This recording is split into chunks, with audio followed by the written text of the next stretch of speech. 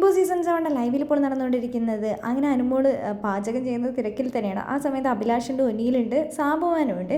അവർ കിച്ചണിൽ ഇങ്ങനെ ഒനിയിലും അനുമോളും അടുത്ത് നിൽക്കുകയാണ്. അടുത്ത് നിന്നിട്ടാണ് ഇങ്ങനെ സംസാരിക്കുന്നത്. നാളെ നമുക്ക് ബിരിയാണി ഉണ്ടാക്കാമെന്ന് അനുമോൾ പറയുന്നുണ്ട്. പക്ഷേ നെയ്യില്ലല്ലോ, നെയ്യ് ഉണ്ടായിരുന്നെങ്കിൽ അടിപൊളിയായേനെ എന്നൊക്കെ പറയുന്നുണ്ട്.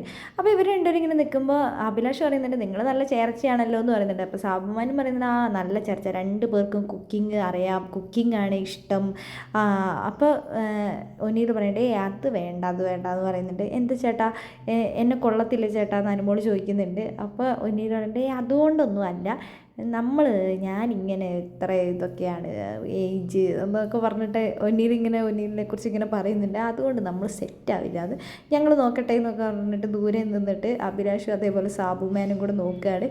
നിങ്ങൾ ഒറ്റ ഫ്രെയിമിൽ വന്ന രണ്ട് പേര് പക്ക, നിങ്ങളുടെ ഹൈറ്റ് ആണെങ്കിലും സൈസ് എല്ലാം കൊണ്ട് നിങ്ങൾ ഓക്കെ ആണെന്ന് പറയുന്നുണ്ട്.